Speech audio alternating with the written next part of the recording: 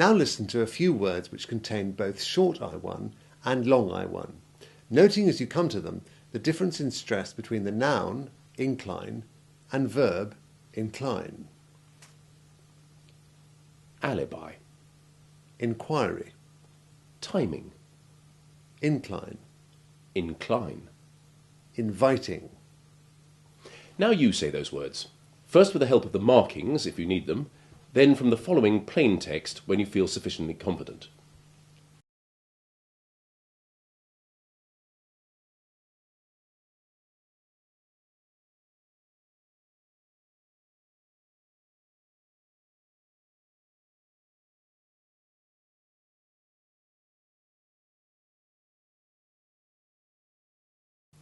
And now for a sentence with a mixture of words with the short I and long I1 sounds. Listen carefully to this sad case. His Highness the Prince lived a refined and lively, but insipid and uninspiring life, hunting and fishing by day, wining and dining at night, quite unlike his wise and incredibly intelligent sire. Now you tell us about this foolish prince who must have been a grave disappointment to his father, the king.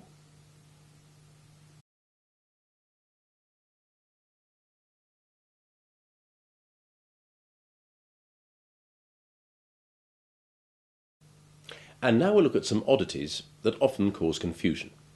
A pair of words to be careful of is wind, which blows, and wind, which is what you do to your clock. The former has the short I1 sound, as do its derivatives. For example, windy, window, and windscreen. But the latter has long I1, as does the winder, which is what you turn to wind up your watch. Or it could be the person who does the winding. Though oddly the word windlass, which is a kind of hoist whose handle you wind and is nothing to do with the wind that blows, has the short I1 sound. Similarly identical in spelling, but with different pronunciations, are, as you have just heard in the description of the prince, the verb live, which has the short I1 sound, despite the fact that the silent E normally lengthens the preceding vowel, whereas the adjective live has long I1, as do lively and alive. A third pair of words, which look as though they should be pronounced the same but aren't, is climb and limb, which you will remember from the section on the silent B have respectively the long I1 and the short I1 sounds. Here's another sad little sentence to practice these oddities. Climbing in the wind to wind the big church clock, Bill, the clockwinder, was blown off the tower, and though alive, had dislocated several limbs and was not expected to live. The wind must have been blowing very hard, or perhaps poor Bill had been drinking. Anyway, you tell us now what happened to the winder of this big clock. And if you use the marked text first, make sure you can read it accurately from the following plain text before moving on.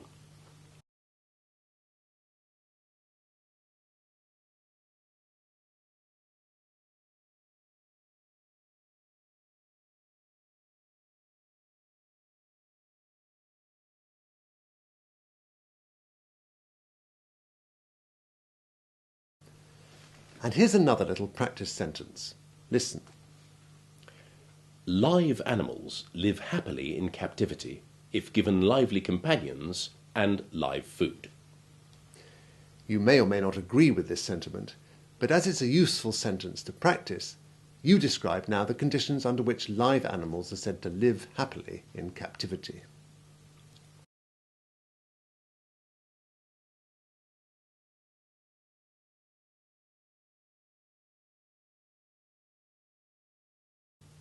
Now the word companions in this last sentence is our only example so far of I followed by another vowel rather than by a consonant. And I propose that we look at the juxtaposition of I with other vowels in a separate section by itself in a few minutes. For the present, we'd like to concentrate on long I sounds when followed by consonants. So let's move on right away to long I2. The long I2 sound, which we heard in the word sir in our opening sentence, is Ivy's friend Ursula, the same sound as the long E2 sound in nervous, or prefer. And happily we can state a rule with clear exceptions for this sound. The long I2 sound is always followed by the letter R. and the combination IR always has this sound except when it is followed by silent E, as in wire, or by ING, as in wiring, where the lengthening silent E has been dropped to make the participle of the verb or a noun based on it. Before we practice some examples, let's make sure we can make this sound correctly. As we noted earlier, Ivy would turn into Ursula if she were put into a long skirt. You start with your mouth slightly open and relaxed, and with the tip of your tongue pressed against the back of your lower front teeth. The sound is made by air from the back of your throat, which you will feel vibrating slightly on the soft roof of your mouth, just behind the middle. You don't drop your chin as you do for the long I one, but it may help if you push it forward a little. Watch and listen carefully now. Sir, girl, skirt, virtue. Now you repeat those words.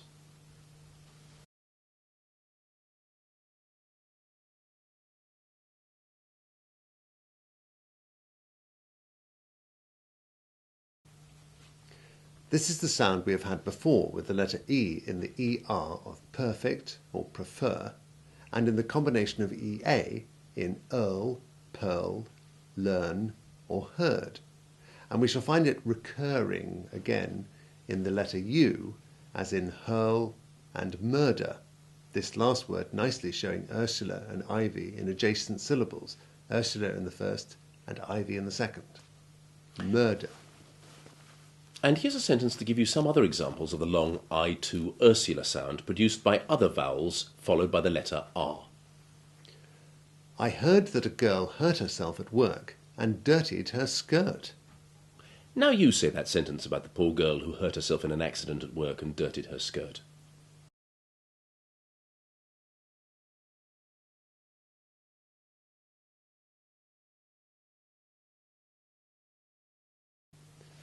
Now watch and listen carefully as we say the following list of words containing long I2, which is marked in italics where a word has more than one letter I.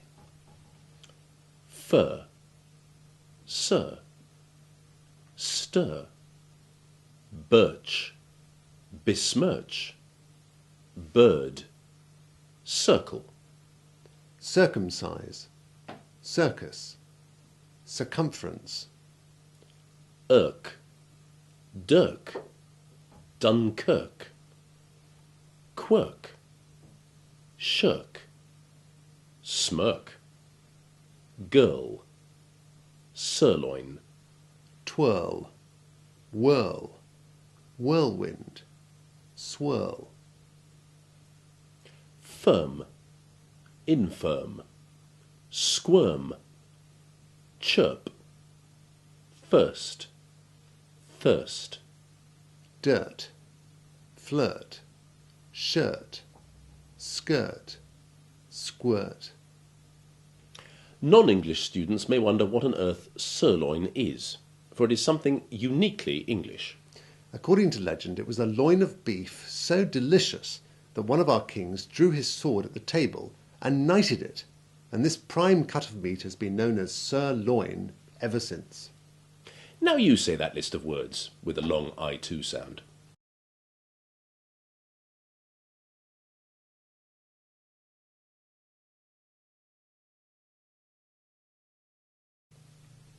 And here's a little sentence containing all four of the I sounds we have studied so far.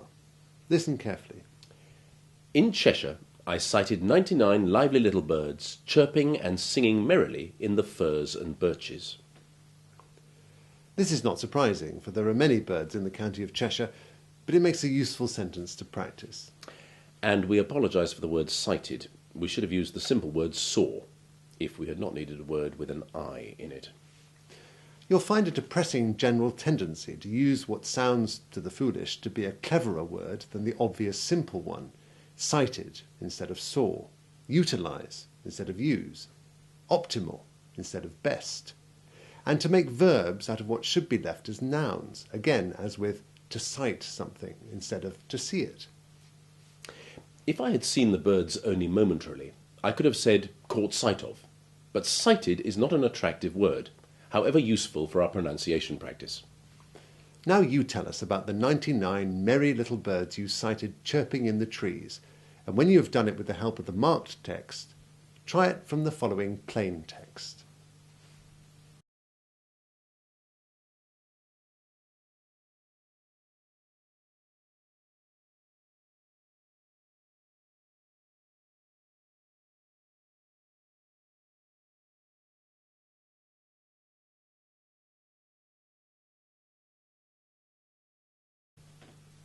The third long I sound, long I3, is the same sound as long E1, and double E, as in she and seen. As we've already practiced making this sound, and it's an easy one to make, we can start at once with some examples. Listen carefully to the following words, noting that stress is marked only in polysyllabic words, and that in words with more than one I, the long I3 is shown in italics. Ian, caprice, niece, police, quiche, Tenerife. Fatigue, intrigue, intrigue, ski, seek. Imbecile, regime, marine, Argentina. Christine, machine, sardine, bikini, martini. Clique, oblique, unique, peak, chemise, Louise, valise, elite, petite. At this point we should warn you that some modern dictionaries and phonetic guides would give many more examples in this category because they regard, for example, the second I in immediate as having the same sound as the preceding E. But we think this is mistaken. We'll have more to say about this in a moment.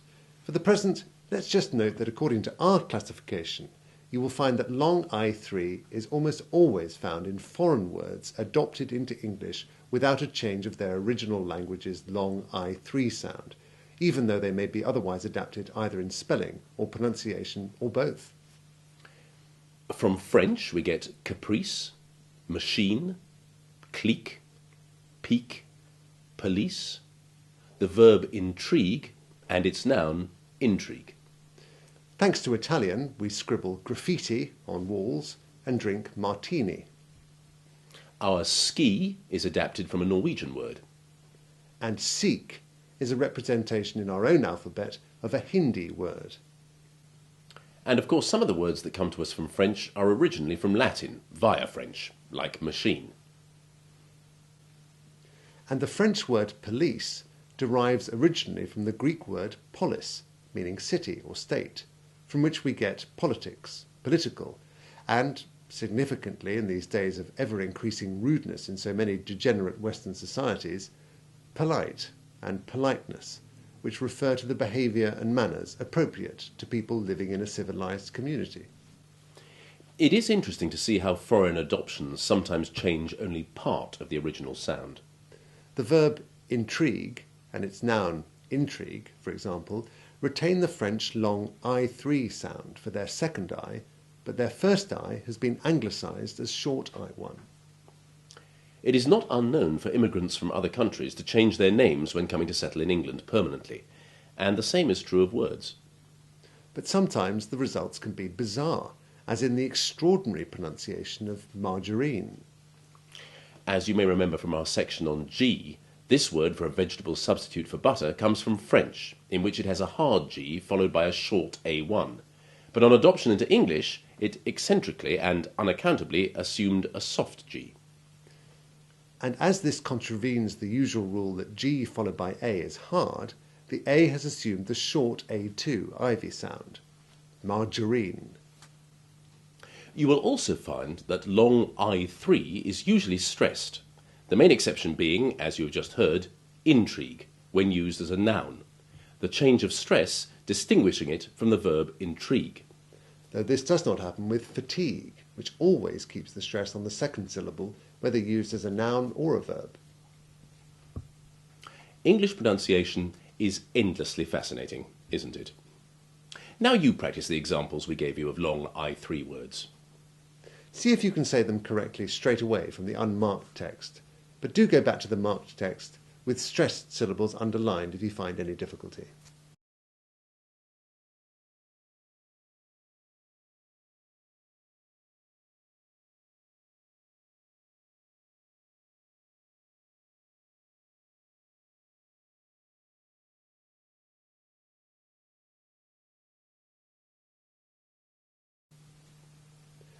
Now listen to a little sentence with a variety of I sounds. The girl, sitting in a nice bikini and cerise skirt, sipping iced martinis in Nice, is Bill's wife, Christine. Don't worry, Bill was there too. He had just gone swimming. Now you tell us who the girl is in the nice bikini and cerise skirt drinking iced martinis in Nice. Do it first with the help of the marked text, then from the plain text below.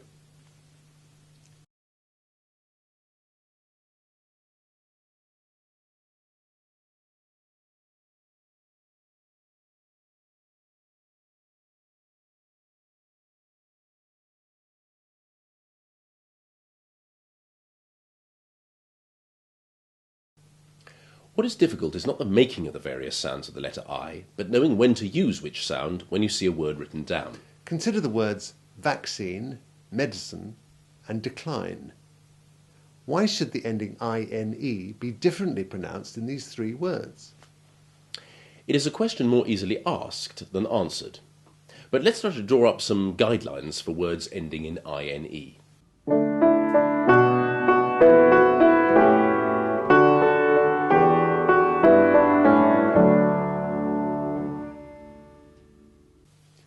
Monosyllables are easy, as they almost always have the long I1 sound. For example, brine, dine, fine, line, mine, nine, pine, shine. Shrine, sign, spine, tine, vine, wine, wine. Now you say those examples of words ending in ine with the long I1 sound.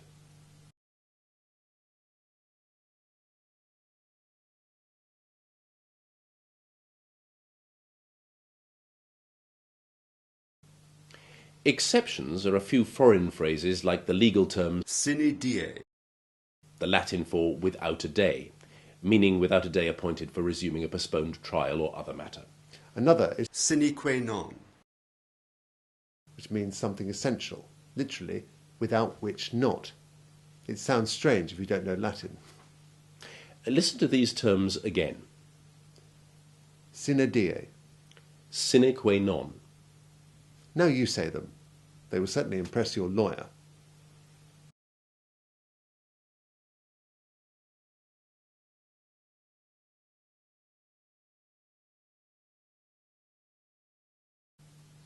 Polysyllabic words are more difficult, but there is one guideline to help us with the short I sounds, and that is stress, or rather lack of it. Unstressed ine endings are almost always short I1. Of course, this rule is of limited use unless you know whether an ending is stressed or not, and it is really necessary, therefore, to learn and practice the groups of words. Listen now to some short I1 endings, the stressed syllables being underlined. Adrenaline, Catherine, clandestine, Discipline, endocrine, engine, ermine, feminine, genuine, glycerin, heroin. Jacqueline, masculine, medicine, nectarine, peregrine. Now you say those words, first with the help of the text showing the stressed syllables, then using the following plain text.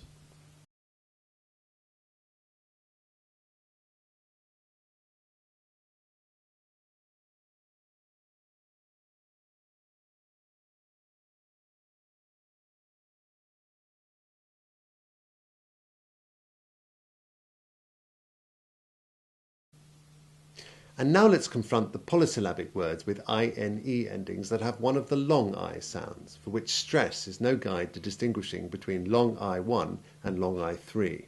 Let's start with long I1. Listen to these examples.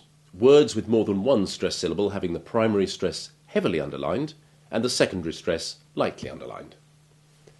Adamantine, alkaline, argentine, Caroline, brine, combine, confine, crystalline, decline, define, disincline, divine. Eglantine, elephantine, enshrine, estuarine, incline, Palestine, porcupine, rapine.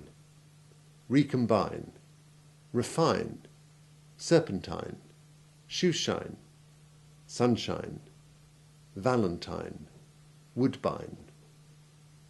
Airline, beeline, borderline, guideline, headline, online, outline, skyline, underline. Now you say those words.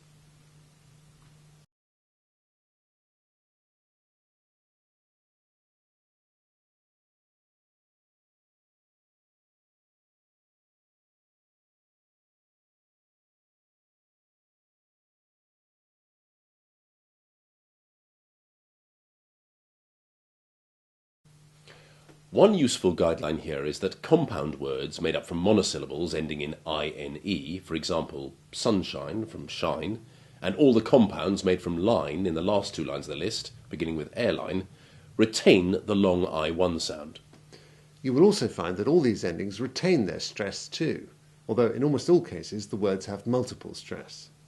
Note too that the primary and secondary stresses are commonly exchanged between the syllables to distinguish the verb incline from the noun incline, exactly as with the verb intrigue and its noun intrigue, whereas decline is like fatigue and always keeps the stress on the second syllable, whether it is the verb or the noun.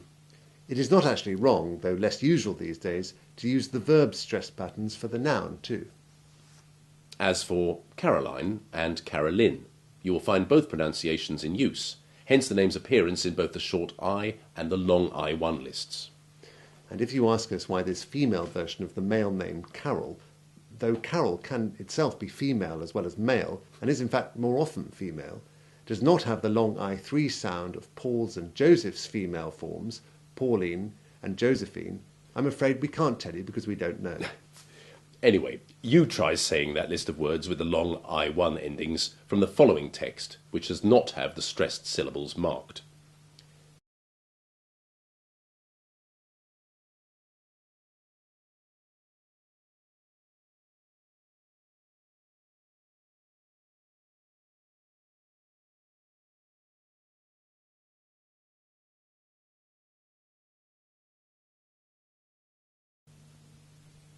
And for a bit of light relief, do you remember the little nursery rhyme we gave you to illustrate the final silent E that lengthens the preceding vowel?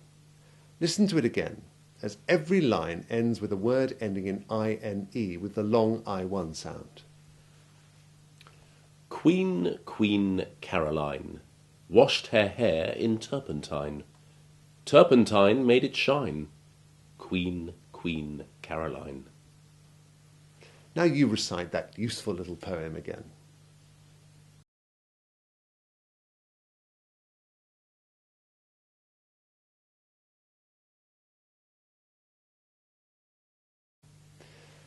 And now listen to some polysyllabic words with INE endings that have the long I3 sound, all of which carry stress, whether primary, as in latrine, or secondary, as in nicotine. Christine, cuisine, Josephine, gabardine.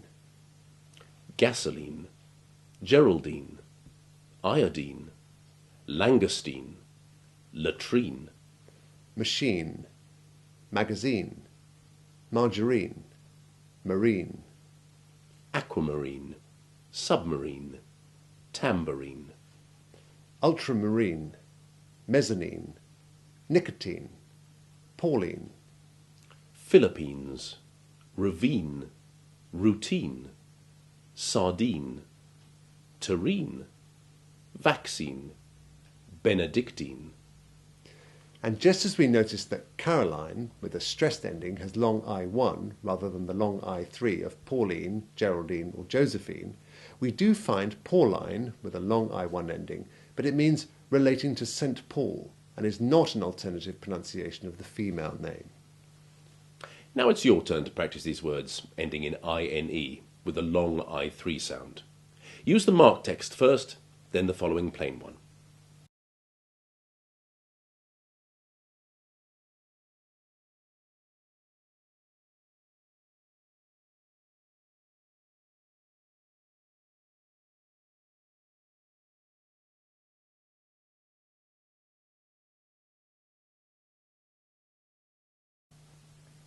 And now we'll have a sentence illustrating all three possible sounds of the INE word ending.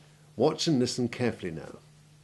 The Philippines declined fine Argentine wine, marine engines, airline magazines, medicines, vaccines, sardines, and nectarines from Palestine. Note particularly the stress. INE endings that are stressed all have long I sounds, the short I1 sound being confined to unstressed endings.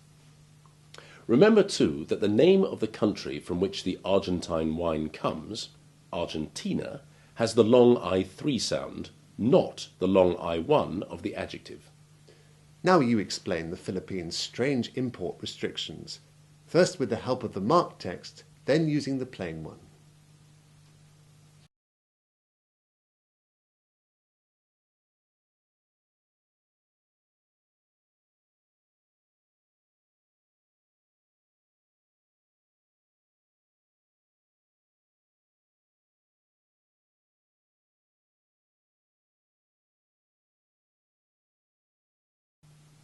Now listen to an even crazier sentence to practice all three long sounds and short I1.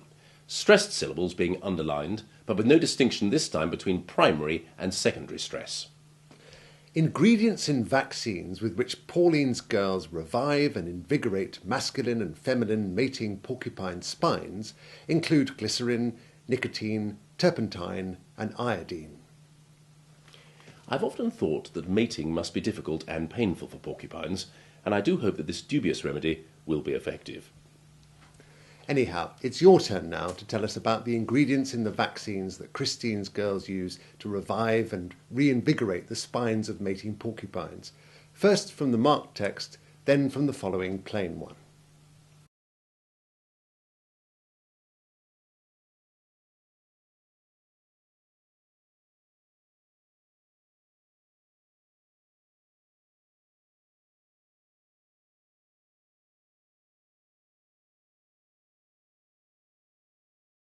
So far we have concentrated on the letter I when followed by consonants.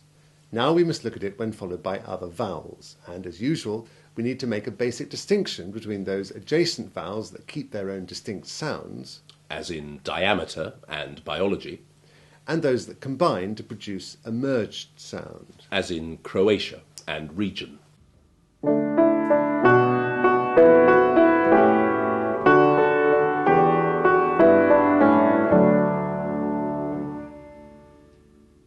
Listen first to some examples of distinct long I1 followed by other vowels.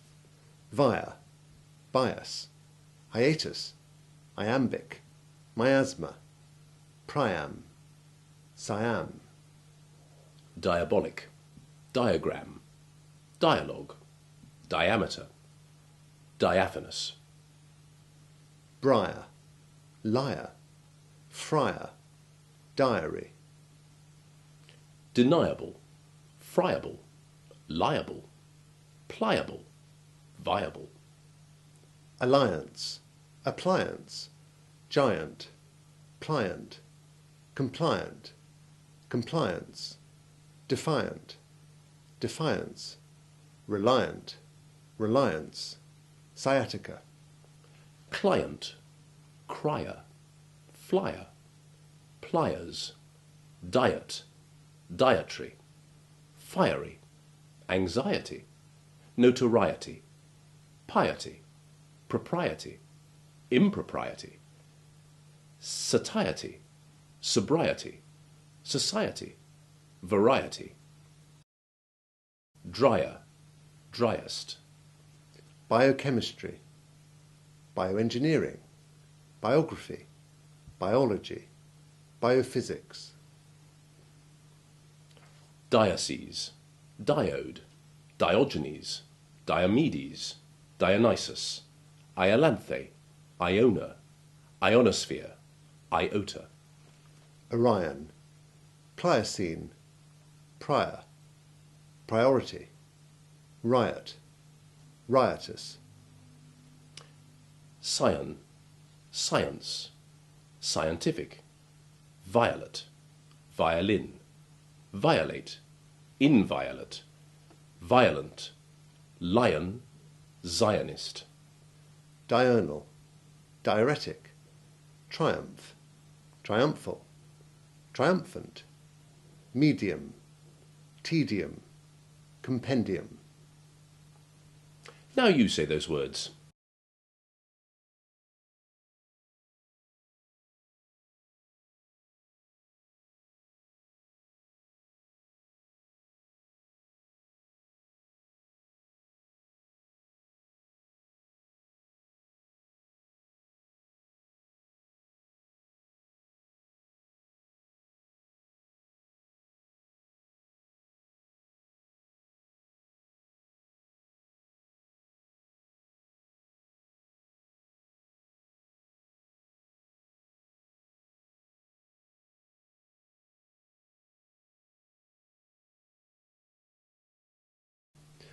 Note that long I1, when followed by another distinct vowel, is never unstressed, even though it may have a secondary stress, as in hiatus or priority, rather than primary stress, as in pliable or flyer.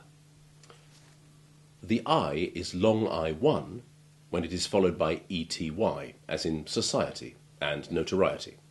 In IER endings of agent nouns, and IANT and IABLE endings of adjectives deriving from verbs that end with a long I1 sound in the form of the stressed final letter Y, as in crier from cry, flyer from fly, pliers, pliant, and pliable from ply, defiant from defy, or compliant from comply.